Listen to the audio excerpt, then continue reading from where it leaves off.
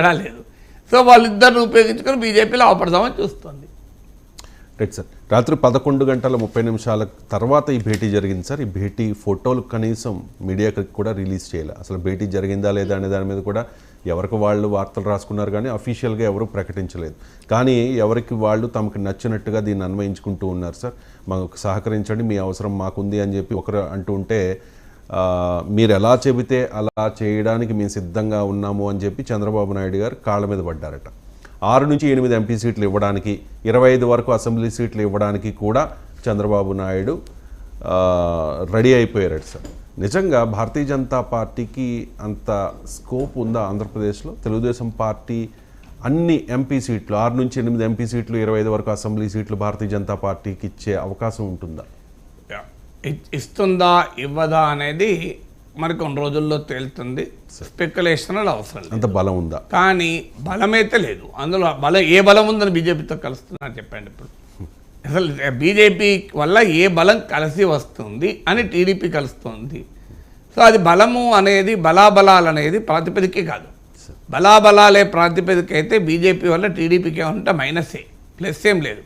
ఎందుకంటే బీజేపీకి ఉన్న ఓటింగ్ 1%, అందులో ఎంత ట్రాన్స్ఫర్ అవుతుందో తెలియదు.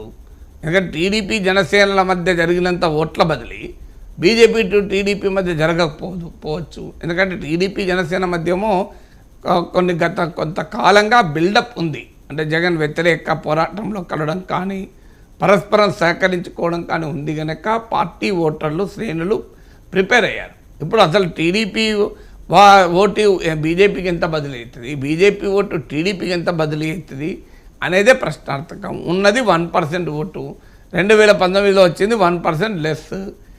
అది ఇప్పుడు ఏం పెరిగిన వాతావరణం ఏమీ లేదు. ఏమైనా ఉంటే మైనస్ అవుతుంది. ఎందుకంటే బీజేపీని సాంప్రదాయంగా వ్యతిరేకించే ఓటర్లు ఇప్పుడు బలంగా జగన్ వెనకాల ర్యాలీ అవుతారు. సో అందువల్ల బీజేపీతో మైనస్ ఎక్కువ, ప్లస్ తక్కువ. మరి బీజేపీతో ఎందుకు కలుస్తున్నారు? అందువల్ల ఈ కలయికకే బలం ప్రాతిపదిక కాదు. ఇక ఎన్ని సీట్లు ఇస్తారన్న దానికి బలం ప్రాతిపదికగా ఉంటుందా? సో సాధారణ ఎలక్టోరల్ అలయన్స్లోమో బలం ఆధారంగా పొత్తులు ఉంటాయి, బలం ఆధారంగా సీట్ల సంఖ్య కేటాయింపు ఉంటుంది. కానీ ఇక్కడ జగన్మోహన్ రెడ్డికి వ్యతిరేకంగా బీజేపీతో కలవడంలో బలంతో సంబంధమే లేదు. అందువల్ల పొత్తుకు బలం కారణం కాదు, భయం కారణం.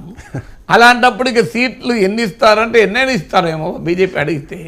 ఇప్పుడు బీజేపీకి డిస్ప్రపోర్షనేట్గా అంటే ఆంధ్రప్రదేశ్లో ఉన్న బలం కన్నా చాలా ఎక్కువ సీట్లు అయితే లభిస్తాయి, అందులో అనుమానం లేదు.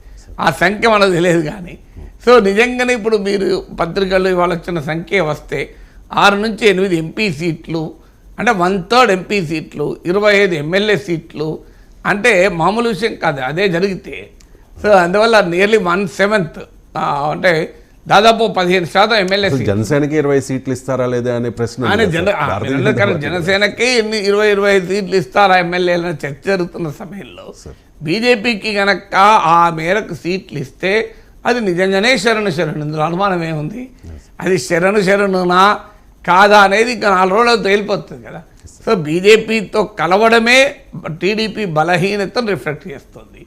బీజేపీతో పొత్తు పెట్టుకోవడానికి బీజేపీ బలం కన్నా టీడీపీ బలహీనత రిఫ్లెక్ట్ చేస్తుంది. ఇక సీట్ల విషయంలో కూడా ఆ బలహీనత ఉండకుండా ఉంటుందా? ఎందుకంటే అసలు అవసరం లేకుండా బీజేపీతో పొత్తుకు రెడీ అవుతుంటే బీజేపీ దాన్ని ఉపయోగించుకోదా?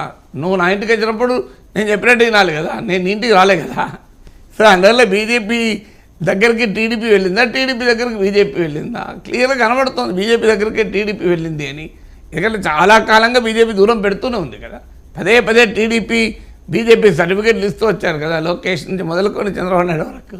సో ఆ సర్టిఫికేట్లు ఇచ్చి మోడీని విజనరీ అని పొగిడి, మోడీని కలవడానికి ఆరాటపడి, లోకేష్ అయితే అసలు చంద్రబాబు అరెస్ట్కి బీజేపీకి సంబంధమే లేదు అని సర్టిఫికేట్లు ఇచ్చి ఇవన్నీ చేసినాక కదా బీజేపీ వాళ్ళ దగ్గర తీసింది. బీజేపీ వాళ్ళు ముందే దగ్గర తీలే, బీజేపీ వాళ్ళు దూరమే పెట్టారు. బీజేపీ వాళ్ళు టీడీపీని నమ్మలే. కానీ వాళ్ళు పదే బీజేపీకి ప్రేమ లేఖలు రాశాక అప్పుడు వాళ్ళు ఓకే మనకు ఎంతో కొంత ఉపయోగపడతారు కదా, ఇంతకన్నా మార్గం లేదు కదా, ఎందుకంటే జనసేన విడిగా రావడానికి సిద్ధపడడం లేదు కదా పవన్ కళ్యాణ్ అని అంగీకరించారు. అందువల్ల రైల్వే స్టేషన్ ముందు మనకు సిగ్నల్ దగ్గర ఆపుతారు ట్రైన్.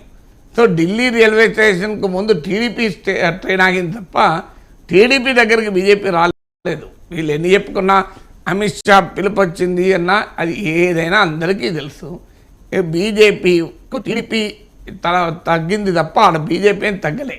సో బీజేపీ ఉపయోగించుకుంటోంది టీడీపీ బలహీనత, వీళ్ళ అవసరాన్ని బలహీనతని. రైట్. అంటే ఇవాళ పవన్ కళ్యాణ్ ఢిల్లీ వెళుతూ ఉన్నారు సార్. నేను చంద్రబాబు నాయుడు భేటీ అయ్యి వచ్చేసిన తర్వాత ఇవాళ అమిత్ షా నడ్డాలతో భేటీ కాబోతూ ఉన్నారు.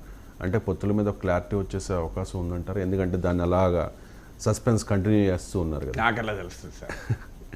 Right sir. ఇక